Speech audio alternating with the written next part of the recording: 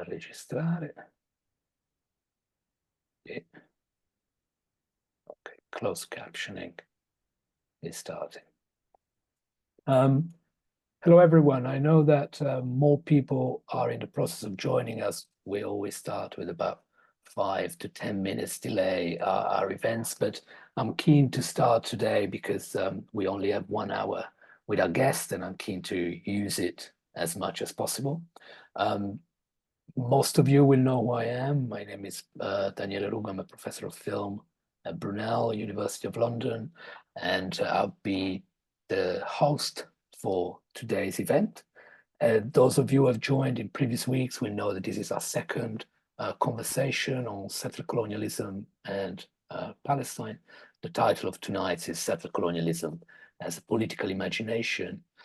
And it is a really great pleasure for me to be able to host this conversation with Professor Lorenzo Veracini, because I've been a reader and an admirer of his work for quite some time, and also because Lorenzo's work has become extremely important to read the situation over the last year or so.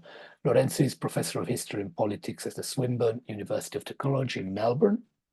His work focuses on the comparative history of colonial systems and settler colonialism as a mode of domination. And Lorenzo is one of the most eminent scholars working on settler colonialism at the moment.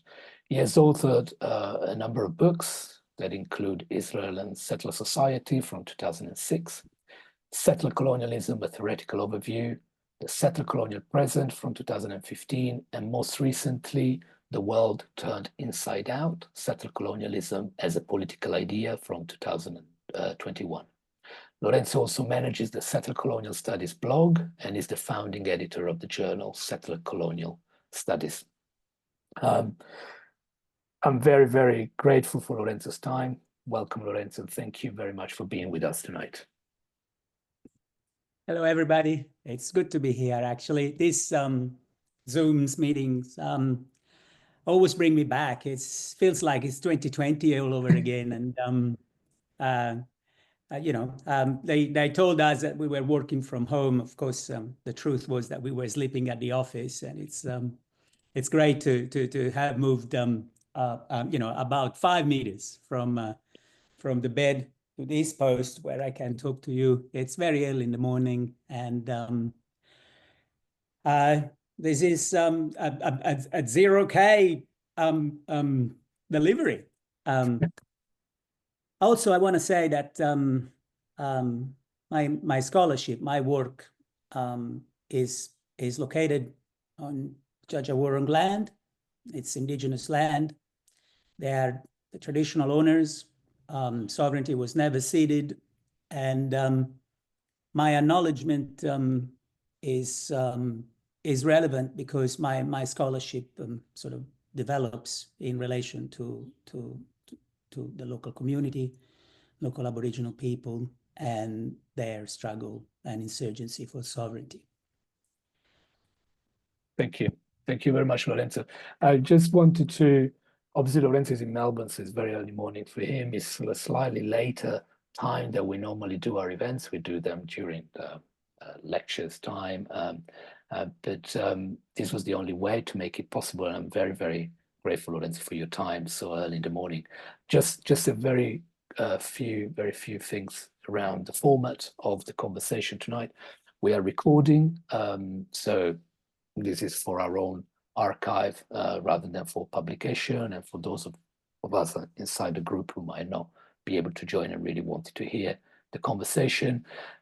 We will have, Lorenzo and I, a conversation where I will put a few questions to him, and then we'll open up to the floor. Given that obviously this is a Zoom-only event, please do type the questions. There's a Q&A function. I will be checking it regularly, and I think my co-host Gareth Dale might also join us, and he will be able to help me with some of that housekeeping. As I said, we spend about an hour together with Lorenzo. So without further ado, I'd like to get stuck into tonight's conversation, if that's okay with you. Lorenzo, you are a historian of colonialism, and you have done a lot of work. I'd say foundational work on settler colonialism as a political idea and as a specific form, if you want, of political imagination. So you have said that with settler colonialism, we have a world turned inside out. And this has then given the title to one of your recent monographs. Could you please tell us a little bit more about this expression? What does it describe and why do you use it? Look, background to this research was that I had moved. I'd moved from Italy to Australia in the late 90s. I'd moved in a hurry, and the question was whether revolution can travel, whether revolution does travel, and in a way, this question, this research question, was formulated in conversation with an earlier historiographical tradition that clustered around Christopher Hill and his work on the world turned upside down. In the context of that 1960s and 1970s debate, the question was whether revolution could be detected back in time. So the question was practically whether a revolutionary tradition could be backdated to a previous centuries. My question was about displacement, but there was a homology in the context of these two bodies of work. I was responding in a way to that debate, and I ended up sort of exploring the political traditions of those who advocate displacement instead of engaging in a revolutionary struggle. So I ended up writing a narrative history of a political tradition, and what I discovered is that this tradition was long-lasting. You could find traces of this mode of thinking, this method, this displacement as method, that it was global, and that revolution actually does not travel. What travels is what's left after it, or which is the same, what's left against it. People have advocated moving somewhere else instead of changing things or facing things changing in place, and so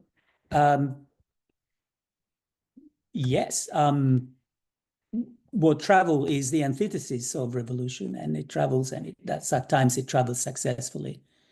And this political tradition constitutes the imagination of settler colonialism as a distinct mode of domination.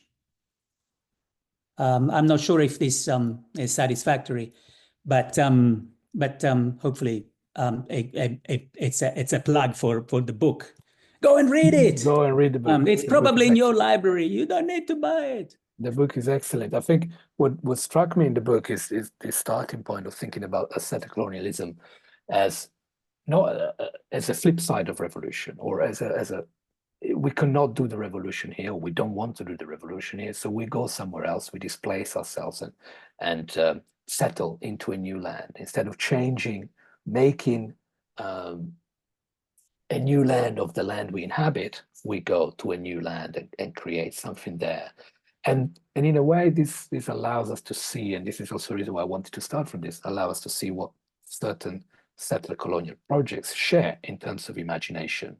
Some of the ideas around empty lands, around discovery, around exploration, around frontier, around settlement are common to the US, to Canada, to Australia, and will come to sea to Palestine as well. And I was thinking, actually, just before I was connecting, I was thinking about how this translates, obviously, as someone who is a filmmaker and a scholar of visual cultures, how this translates into visual works. So there's something, for instance, in the work of the Hudson River School of Painting in the US, where this landscape has a completely pristine, uninhabited, free nature. And we see then some of these tropes, visual and discursive tropes, being used somewhere else. There is also, it seems to me, something kind of a connection, a quite strong connection between settler colonialism and a certain type of violence. So we have a settler colonial imagination that sees itself as landing somewhere completely new, discovering a completely new land. But then, of course, something that accompanies this is violence. It cannot really be thought without violence. And I wanted to ask you, what are the specific forms of violence that are proper to settler colonialism? Okay, so I wish I had sort of 12 meetings to address this question, but basically, I spent my scholarly life looking at colonies. The way an engineer sort of observes gravity, that the purpose is to work against it or to work with it. I look at colonies not because I like them, but because there is a normative commitment to undoing colonialism. And if I was to define what colonialism is in general, I would say it's a relationship. It's an unequal relationship. There are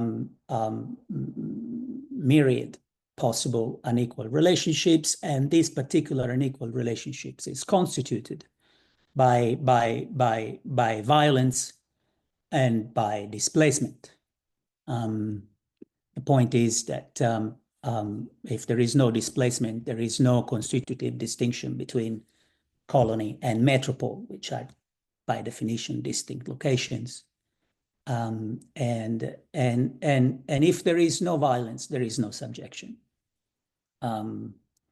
So that sort of is the background to an appraisal of colonial violence. The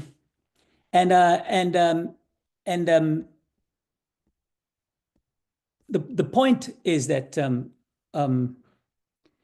violence in colonialism is unleashed for different ends. What I found in my work is that there is a constitutive difference between colonialism and settler colonialism in their ideotypical formations, because one unequal relation is aiming towards its reproduction. So if I am a colonialist and I cross the water, I get to a place, I organize production of a colonial commodity for circulation in international networks of trade, I establish relationships with people that practically work for me. And I do that by unleashing violence. And then at the end of the day, I'm sitting on my porch with neoclassical columns behind me, and there is a lovely sunset, and I look down and there are barracks and people living there and working there, and I'm drinking gin and tonic, and I'm thinking, well, this is the way it's supposed to be. This is an unequal relation that should reproduce itself. 100 years from now, my grandchildren will be exactly where I am, and these people's grandchildren will be exactly where they are. So we have a relationship that it's aiming towards its own reproduction. That's colonialism in its ideal typical formation. The people down there could be locals. I may have partition population with my mates in an encomienda system, or they may be enslaved and they may have been brought over from elsewhere. But the main point is that I'm relying on violence to reproduce a relationship. But there's also a circumstance in which violence is not stored up, where violence is dissipated.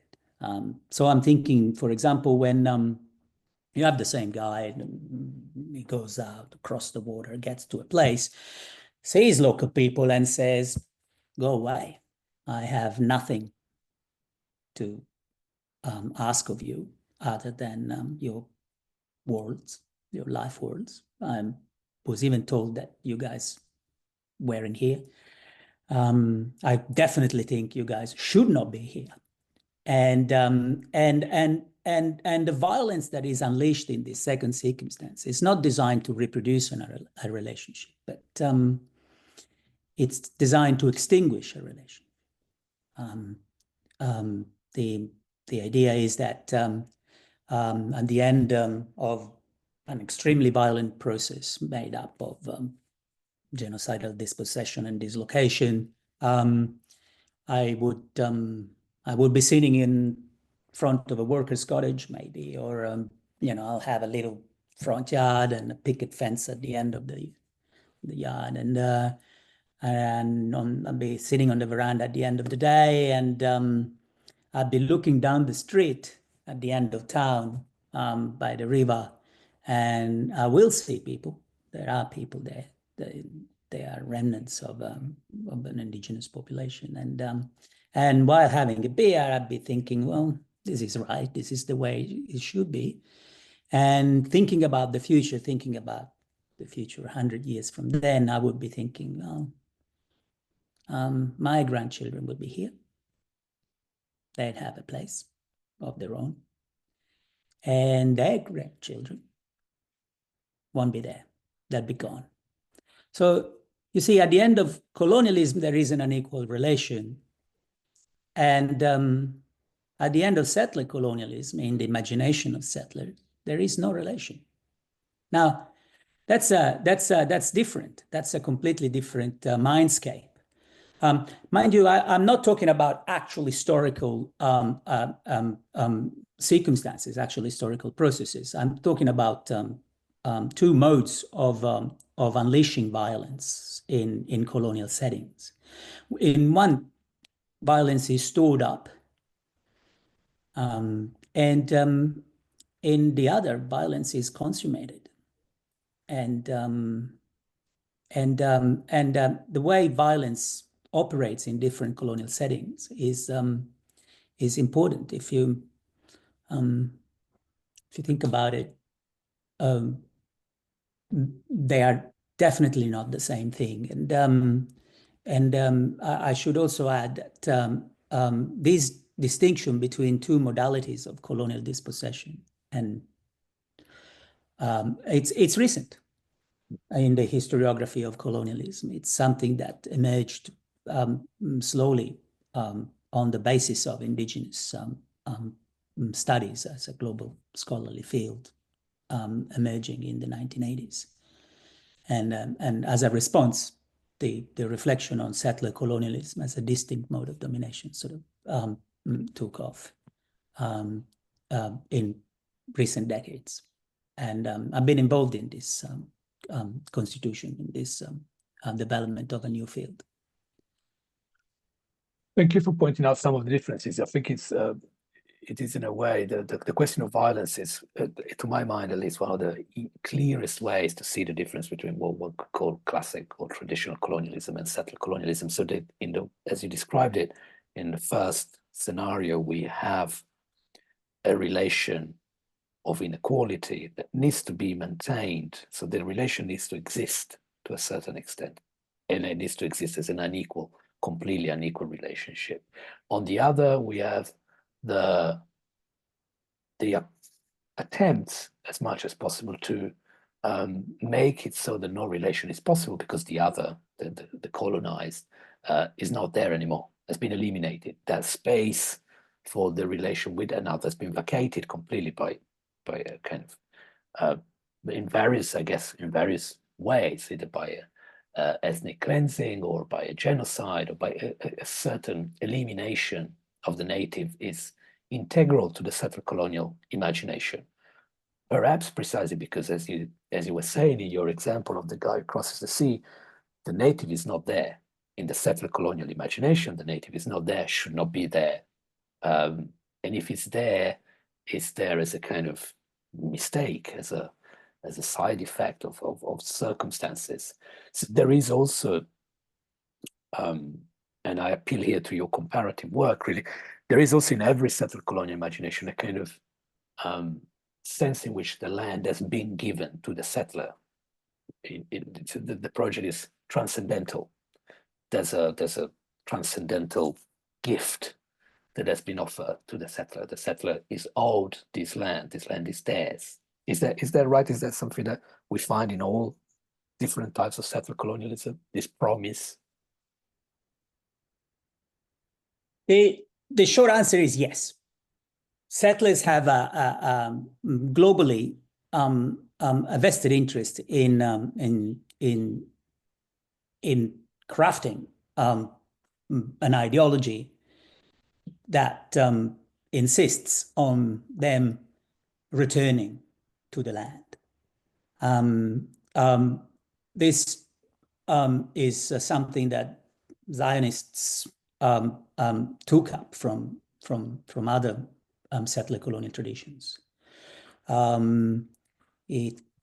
I could go on for hours, but basically every settler colonial project crafts ways of narrating a return to the land. Settlers are weird. I've got to say, it's really interesting to me how could people sort of seriously consider the proposition that they were heading to a place that was theirs and they were returning to a place by moving across space, and they've never been to that place.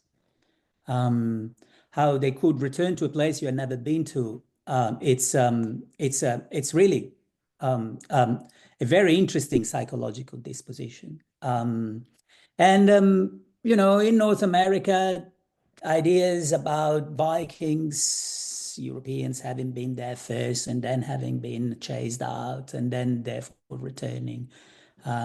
In Australia, for a long, long time, the idea was that Aboriginal people were Aryans, that at the dawn of time, some Aryans had moved that way and other Aryans had moved this way. And therefore, the settlers of Australia and the Aboriginal people were sharing a common ancestry and therefore a common inheritance. And therefore, the continent was an inheritance for the settlers. But the point is that settlers are returning to the land, and settlers are seeing themselves as journeying through time as well as through space. It's something that it's in all the sources, and they craft these narratives about return and about a land that's theirs by way of a claim that is crafted in the language of inheritance. It's a legacy. It's a legacy that has been reserved for them. And so often settlers are escaping upheaval, profoundly revolutionary upheaval. And you know, not only just political revolutions, storming winter palaces and things like that.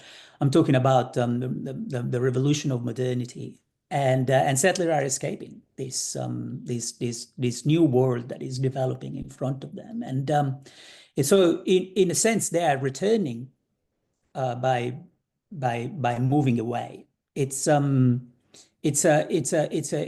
psychological disposition in which time and space sort of mix in interesting ways in the stories the settlers tell themselves about themselves, and in the way they constitute their political collectives by telling these stories. This is one way in which the Zionists' story about returning to Palestine is absolutely unexceptional. There is absolutely nothing exceptional about this. Um, and yeah. Yeah. Yeah, this is for me is particularly interesting precisely because the project starts with, or it starts with the elimination of the native in imaginative discursive practices. The native is already not there and already shouldn't be there well before the elimination actually takes place in the various forms, population transfer, ethnic cleansing, genocide, whichever form we want to understand, but it's already not there. So there's already a kind of blind spot built into the settler project, precisely because it's a journey through time and space already. So you're going back to a place you've never been to. So the native has no space whatsoever into this kind of narrative. I wanted to, just yesterday I was rereading some of your work and I came across one specific sentence as a follow-up to this question. I wanted to ask you to expand on that and perhaps clarify it. You write that settler colonialism is a mode of domination that erases the conditions of its operations. Yeah. Settlers want the land. They take it. They develop ways of claiming land. They could craft stories about indigenous people having a title, and then they craft that title for the purpose of extinguishing it and acquiring it. Or they could tell stories about indigenous people having no title whatsoever, and therefore settlers acquiring title originally, the first original title to the land. But the end of the story is that they want the land and they get it. But that's not the whole story. They want the land not as settlers. They want the land as native. They want to become indigenous, because becoming indigenous is one way of denying the very existence of indigenous people as indigenous. You know, if you say we are all indigenous, then no one is. And so the point is that you don't just want domination, you want domination and indigeneity, and for that it's you need to indigenize to the land. And so there are a lot of stories that settlers tell themselves about how they are constituted by movement, they are constituted by the experience in the new land, that they craft a new man in the new land, and that the interaction between them and the land produces a new human collective, a new human individual. And that's also telling, because the main story of settlers telling the stories about themselves is narrating a relationship between land and settler. Never indigenous people sort of entered the frame. If you are a filmmaker, you would know that what setting it out is crucial, which means that not only settler colonialism is distinct from colonialism as an abusive ongoing relationship. Settler colonialism is aiming towards murder, but also hiding the body. Um, um, um, indigenous people, what indigenous people? They had left long ago, or they disappeared by themselves, or they melted into the general population, or they signed papers signing their land away, or classic of movies. Dying out, the last of the elders told me that I was indigenous now, and I had a rightful claim to the land. And so it's important to know that settlers often are settler ideologies often are in two minds about indigenous people. On the one hand, they admire the indigeneity they crave, and on the other hand, they are unspeakably violent against indigenous collectives. And so and it is important to stress, as my friend and teacher Patrick Wolf always insisted, that genocide is quite rare in settler colonial settings. It's unnecessary. There are better ways of constructing claims to land than simply wiping out all the local people. It's it is important that settler colonial studies is very, very, very rarely the story of an indigenous genocide. And on the contrary, settler colonial studies has always insisted that the relationship is never ended. In the dreams of settlers, it is, but in practice, indigenous insurgencies are ongoing, and that settler colonialism is, as famously sort of often quoted quip says, is a structure, not an event. Not an event. That's important to stress. That Now, yeah, I would like to just, given that we've approached the general contours of settler colonialism, how it differs from traditional colonialism and what happens to the native and what the settler thinks of himself. You've been one of the first, I think, to present the case of Palestine and Israel as a settler colonial project in comparison with a number of others. Of course, already Palestinian intellectuals has talked about Israel as a settler, Zionism as a settler colonial project in the 60s, famously. But your book provided a kind of renewed the debate around these and provided a more comparative approach that I think was lacking until then. Could you please take us through very briefly how the settler colonial project applies to Palestine and to Zionism, and what are the consequences of using it? Because I think there is still a lot of pushback, in particular from a certain not from scholars necessarily, but from a lot of commentators sympathetic to Israel. There's a lot of pushback on using this framework for good reasons, I think, because it is very effective. Yeah, look, I wish I had been in the 90s in a position to read and understand the Palestinian intellectuals who very lucidly and insightfully understood that their struggle against Zionism was particular. They established in the 60s a comprehensive analysis that was compelling then, was forgotten subsequently, and is being retrieved now in ways that highlight the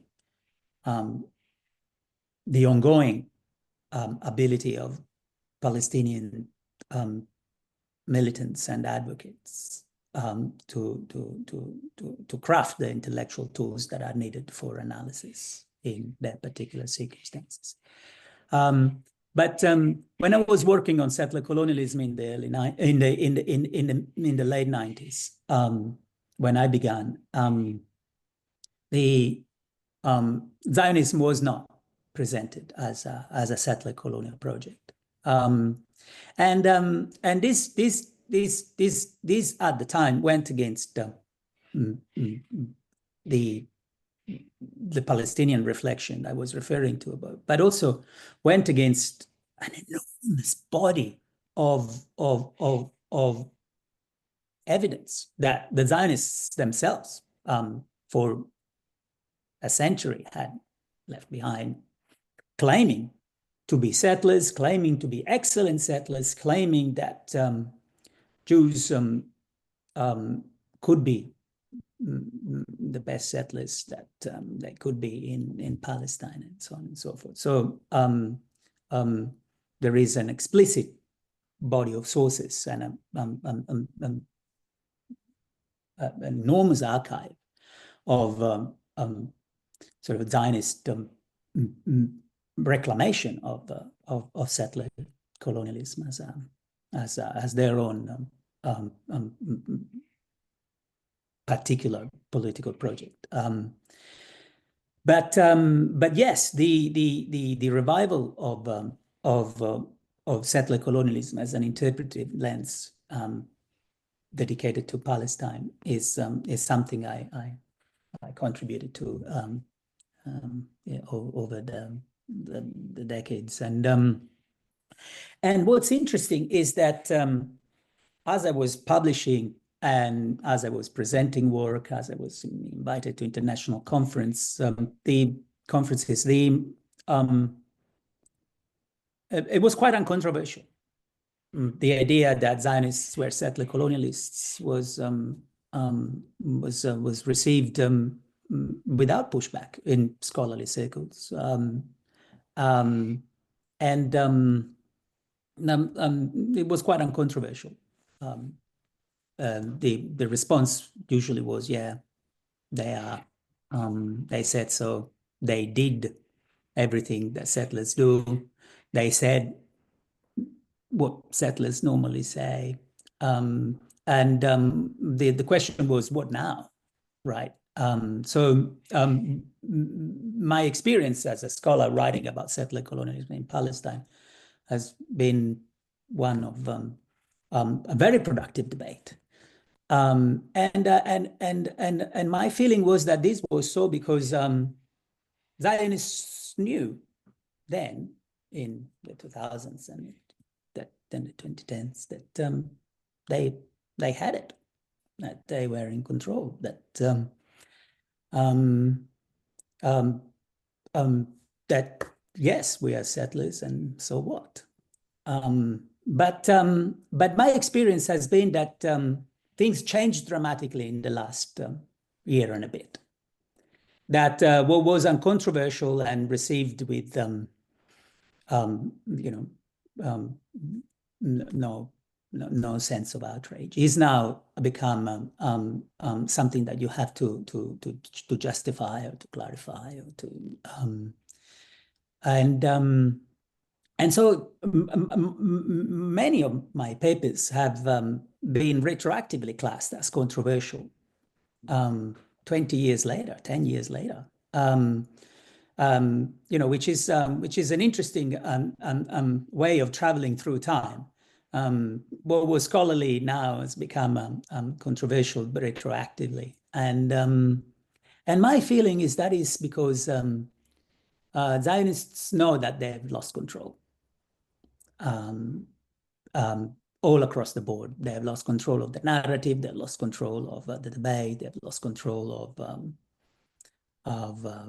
of things in the ground, they've lost control of their own feelings, of their own desires, they've lost control.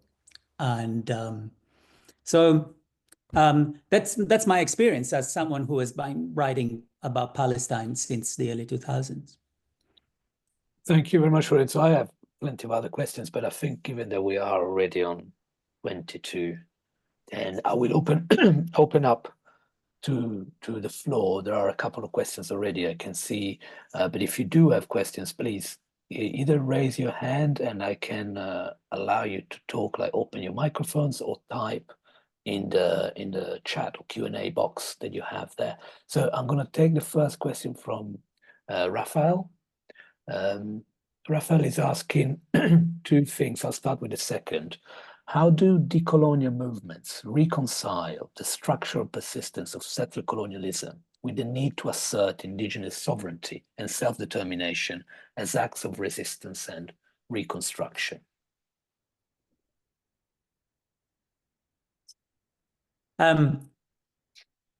Look, indigenous resurgency is a thing. There is a global insurgency. Indigenous people didn't wait for settler colonial theory to come around to claim their unsurrendered sovereignty. And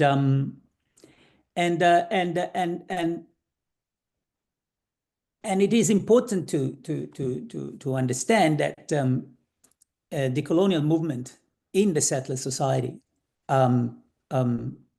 is actually comprised of a variety of positions, sometimes radically opposed to each other. There is an ongoing dialectic, for example, in Aboriginal Australia, as to what it should be done, how it should be done, what is possible, what is needed most, what needs to be prioritized, what is urgent, how to relate to settlers, and so on and so forth. So it is important that I should clarify that I am not speaking for Indigenous people. I'm just inviting people to engage with Indigenous political thought and decolonial practice. But if I was to provide an interpretive outlook, an interpretive framework for interpreting Indigenous insurgencies today, I should begin by noting that that there are two modes of Indigenous existence. One is the communities that exist despite settler colonialism. Historically, there was an onslaught.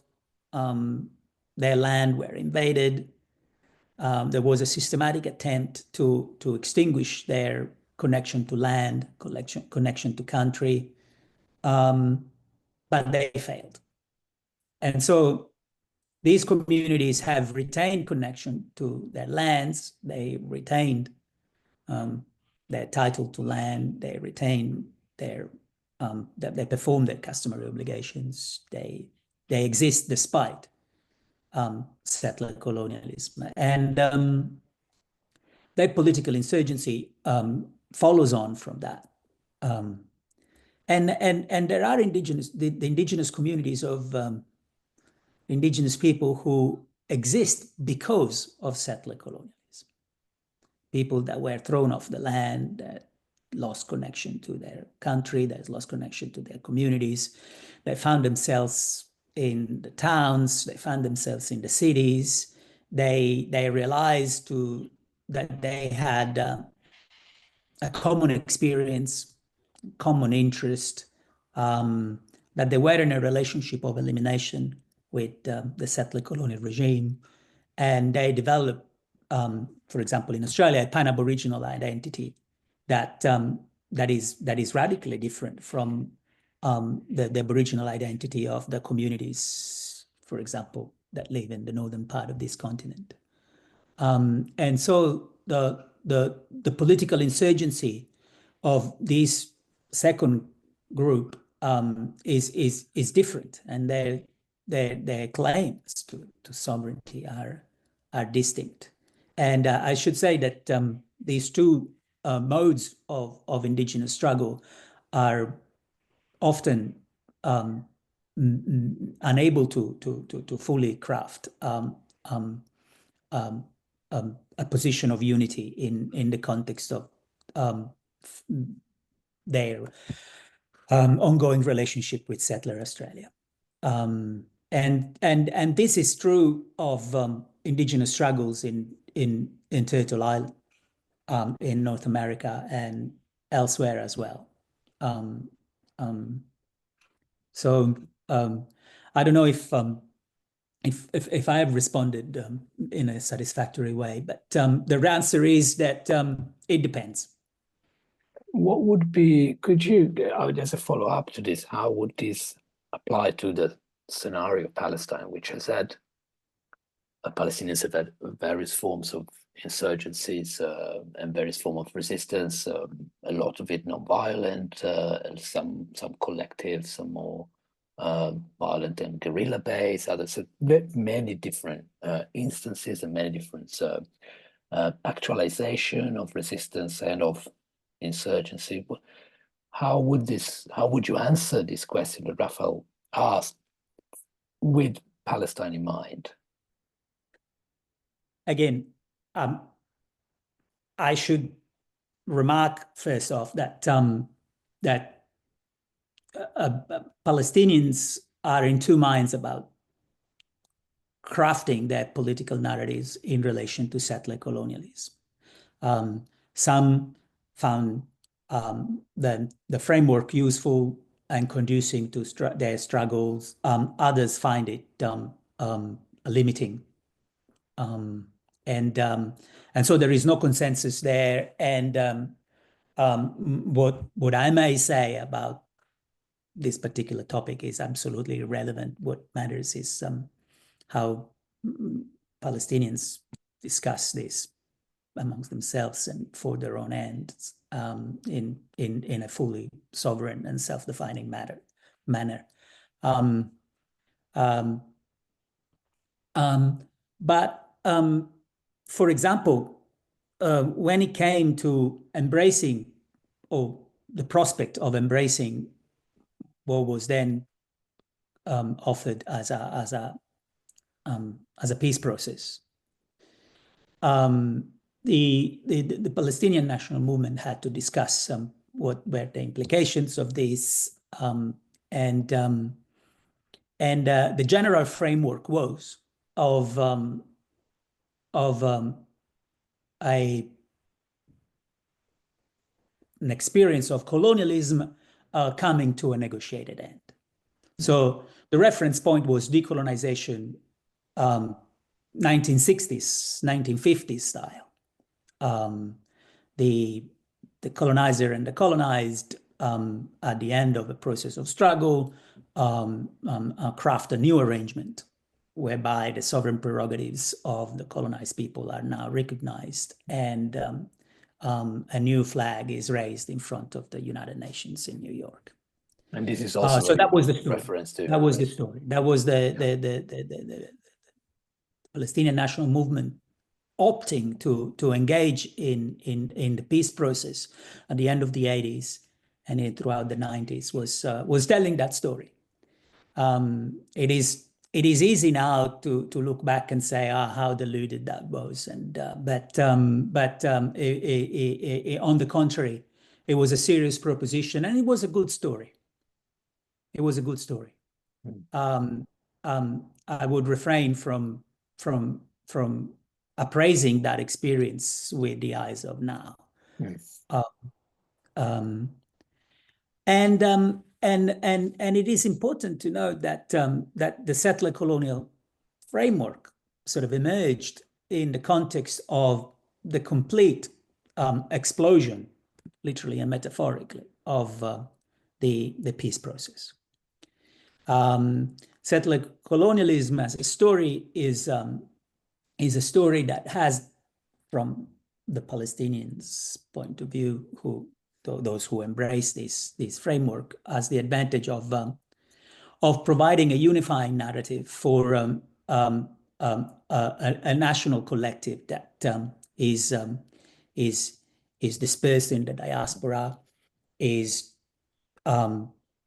divided in relation to the Palestinians who are stuck in Israel, those who are stuck in the occupied territories, those who are being the subject of genocidal violence. Because settler colonial studies offered this concept of the logic of elimination, which hints at an array of eliminationist options that the settlers avail themselves of, which include the physical elimination, displacement, dispossession, and also the subordinate integration of the Palestinians who are also citizens of the Israeli state, and so that's the background against which settler colonial studies sort of emerged in relation to the analysis of Palestine. I don't know if that sort of answers or engages in productive way. It definitely addresses my concern. I think the other advantage that I personally see when thinking about Palestine in terms of through the lens of settler colonialism is that we're not simply talking about a conflict that can be more or less managed, because settler colonialism is a structure, and as a structure it cannot easily be managed.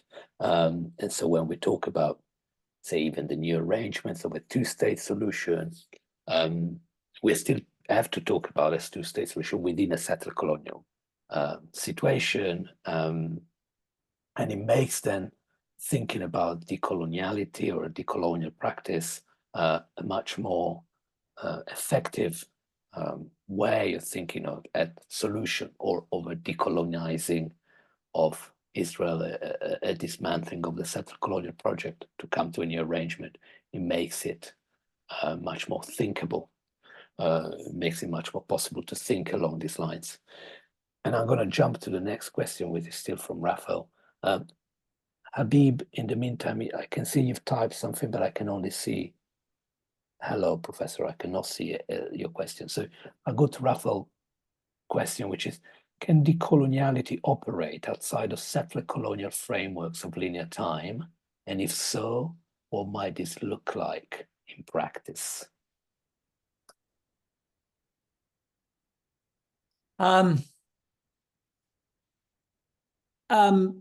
Look,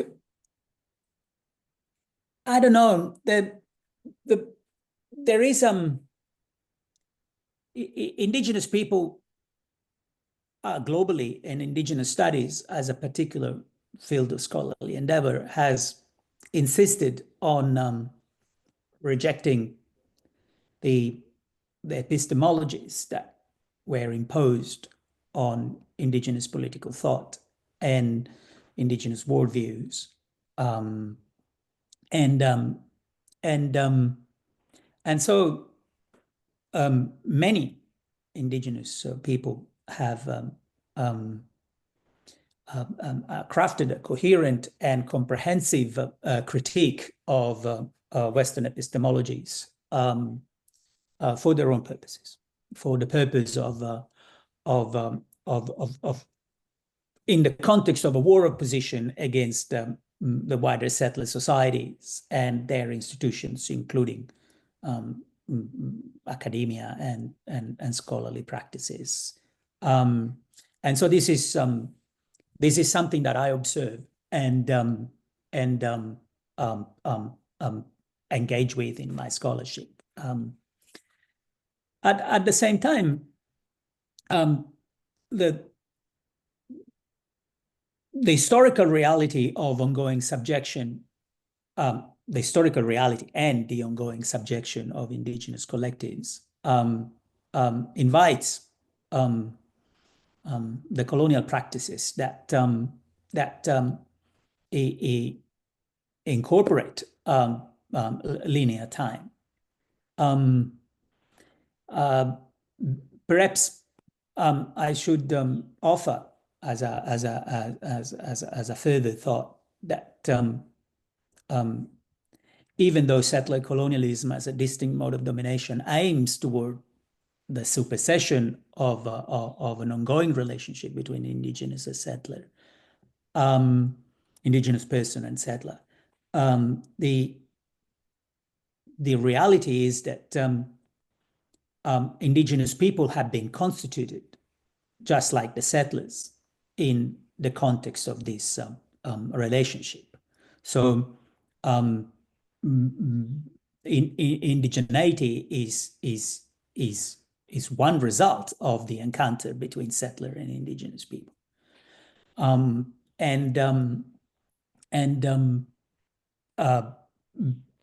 Indigenous struggles are obviously also a result of settler colonialism. So that ship has sailed in a sense. There is no return.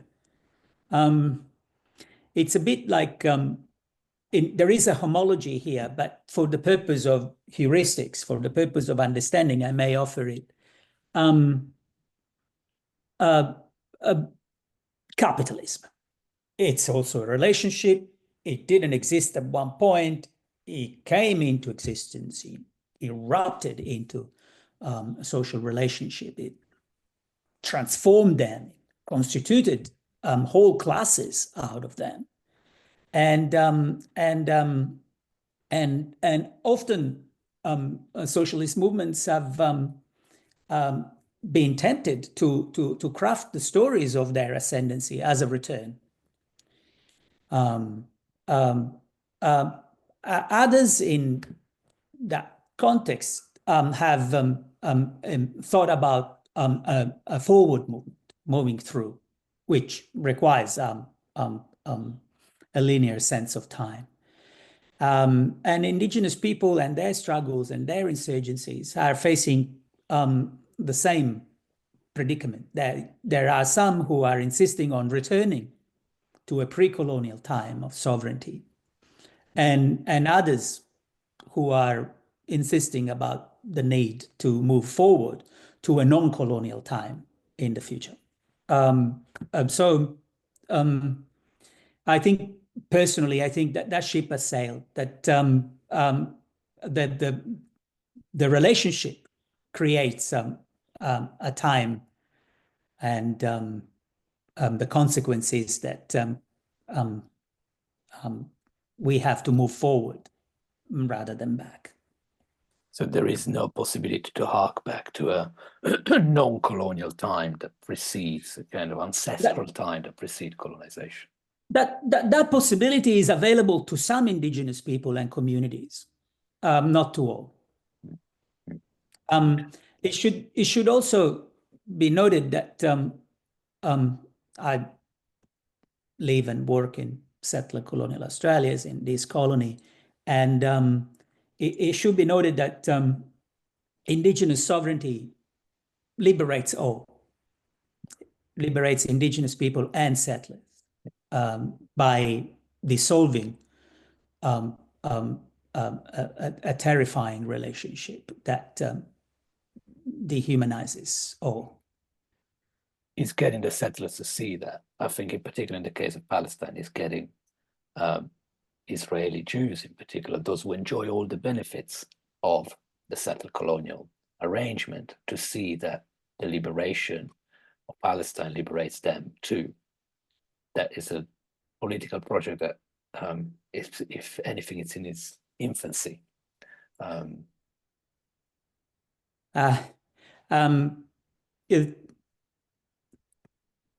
From what I know, the settlers are voting with their feet. They're going. 500,000 people have left. It's something that has profound implications in terms of demography, in terms of the political landscape, because as well as the genocide, what we are witnessing is the end of one of the political options that Zionism historically entertained.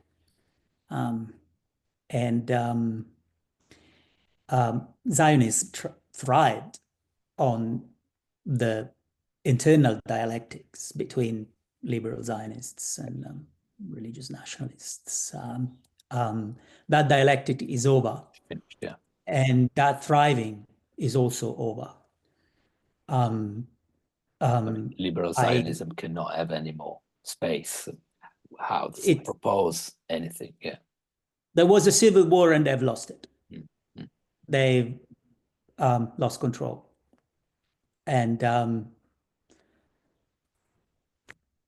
via victis. Yeah. Can we steal you for one more question, Lorenzo? I am so happy to be here.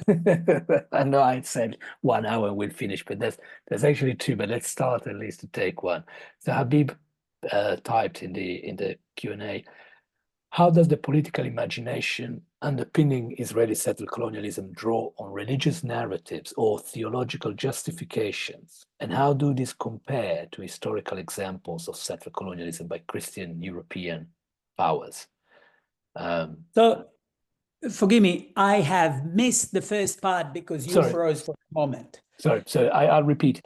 How does the political imagination underpinning Israeli settled colonialism draw on religious narratives, biblical narratives, so theological justifications, and how do these compare to those that were underpinning the settled colonialism of Christian Europeans? Habib actually typed Christian European powers. Obviously, some of the settlers were not necessarily expression of power because they were themselves refugees, or they were themselves people who had to leave for specific reasons. But it's true that there was a biblical element, for instance, to many of the people who settled in North America, and it's very, very well documented. So what are the relations between these two? Okay, so, it is a compelling story. The gods have decided, so you got to go, you get to a place that was reserved for you. I should note as an aside that the settlers of ancient Greece who sailed across the seas and set up polis in various parts of the Mediterranean Sea, including the south of Italy, they always crafted their narratives as justified by the gods. Omens, oracles, specific texts, all these was included in the constituting documents of the foundations of their polities, and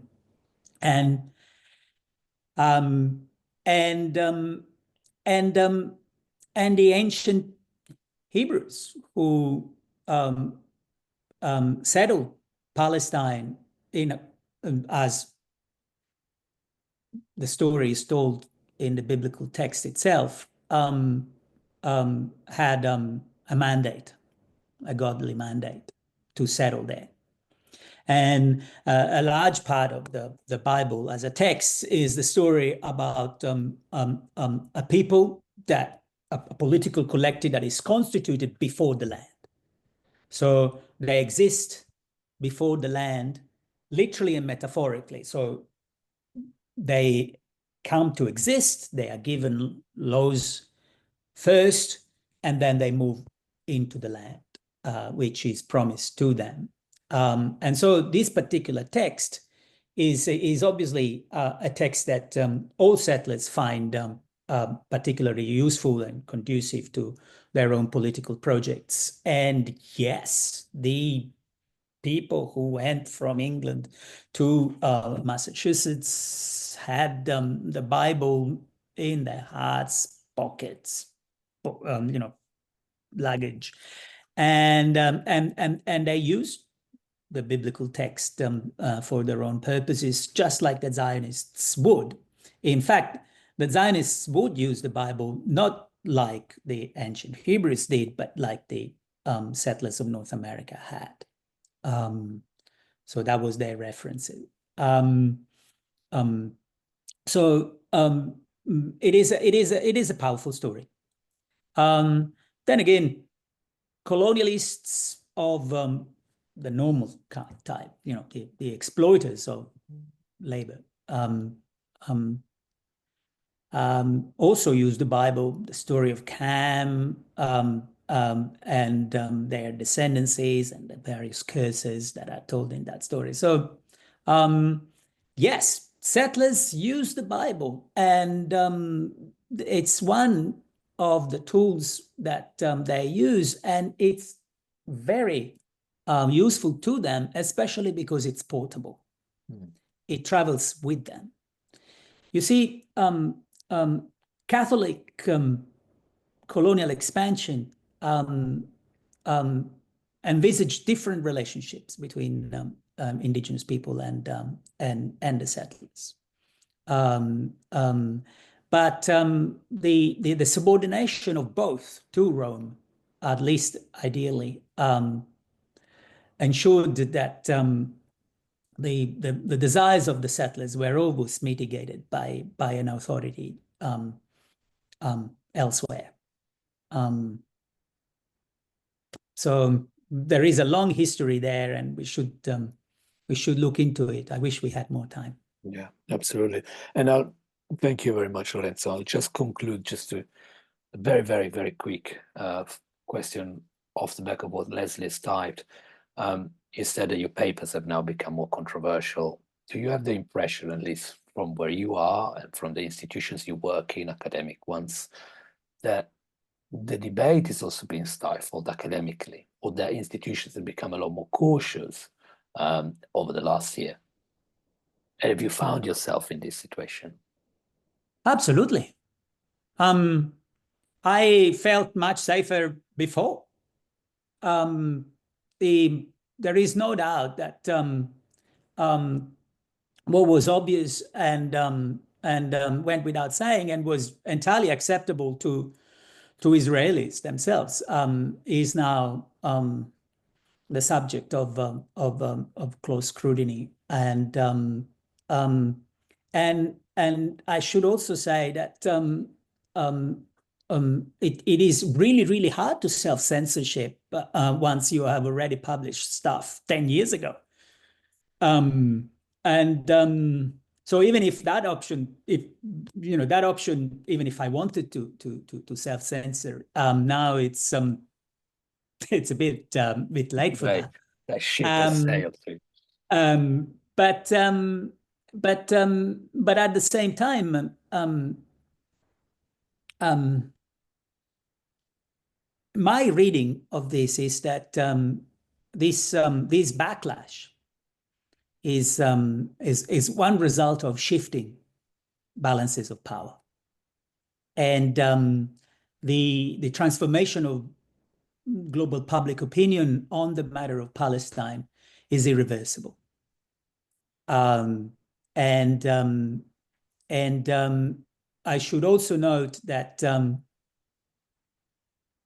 genocide is not something that healthy settler colonial projects undertake. It's something that only very desperate settlers consider. And on this note of hope, I would like to consider that the backlash I may encounter is an excellent way of feeling validated. I very much. Also, finally, I should also say that pointing out that Zionism is settler colonialism is not the legitimation, because the world is littered with polities that emerge from processes of settler colonialism in every continent, and settlers have now globally come to the understanding that indigenous collectives are there to stay. And there is a developing body of best practice of indigenous settler relations. It's about time Zionists avail themselves of that expertise. Absolutely. I also would like to take the note of hope, because it is so difficult during an unfolding genocide to have any hope. I really do want to conclude this enriching conversation we've had with this idea that perhaps the backlash that you see in your own work, that we see in our collective work, every time we have this kind of conversation, is really a sign that something has changed, and that as a consequence, there is a brighter future, if not immediate, if perhaps more distant than we would like to. There is a brighter future ahead from this point of view. Lorenzo, I'm really, really grateful for all the time you've given us, for your generosity with the questions. And I think we shall all continue to read your work, precisely because it gives us hope, but it also gives us, I think, a very effective lens to understand what has been happening in Palestine for over a century and what is happening today. If we were in a room, I would ask for a round of applause. I think the best we can do is show our hands on the Zoom screen. But I'm very, very grateful that you've been with us tonight. And I hope we'll be able to speak to you again, maybe in person, if you happen to be in Europe and in London specifically in the near future. I'd like that. Grazie mille, Lorenzo. A presto. Thank you. Buona giornata e buonanotte a tutti. Good night, everyone. Thank you very much. Bye-bye. See you guys. Bye-bye.